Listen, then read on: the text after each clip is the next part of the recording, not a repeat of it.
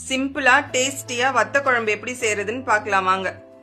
ஒரு பேன்ல 4 table spoon oil add பண்ணி அதுல 2 டேபிள் ஸ்பூன் சுண்டக்காய் வத்தலை ஃப்ரை பண்ணி எடுத்து வச்சுக்கலாம்.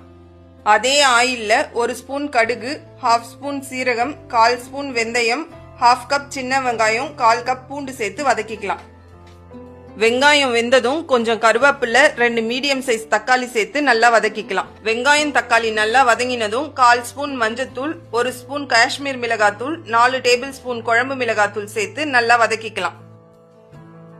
இது கூடவே ஒரு நெல்லிக்காய் சைஸ் புளி கரைச்சல் 1 கப், தேவையான அளவு தண்ணி சேர்த்து 5 to 7 மினிட்ஸ் மீடியம் ஃபிளேம்ல குக் பண்ணிக்கலாம். குழம்பு கொதிக்க ஸ்டார்ட் ஆனதும் 4 துண்டு தேங்காவை அரைச்சி சேர்த்துக்கலாம். கூடவே தேவையான அளவு உப்பு ஆட் பண்ணிக்கலாம். குழம்பு நல்லா சுண்டி வர்றப்ப சீரகத்தூள் 1/2 ஸ்பூன் சேர்த்துக்கலாம். கூடவே கொஞ்சம் வெல்லம் ஆட் பண்ணிக்கலாம். ஃபைனலா ஃப்ரை பண்ணி வச்ச சுண்டக்காய் வத்தல் 4-5 மட்டும் கிரஷ் பண்ணி சேர்த்துக்கலாம். மத்ததை அப்படியே சேர்த்துக்கலாம். இப்ப டேஸ்டியான சுண்டக்காய் வத்த குழம்பு ரெடி.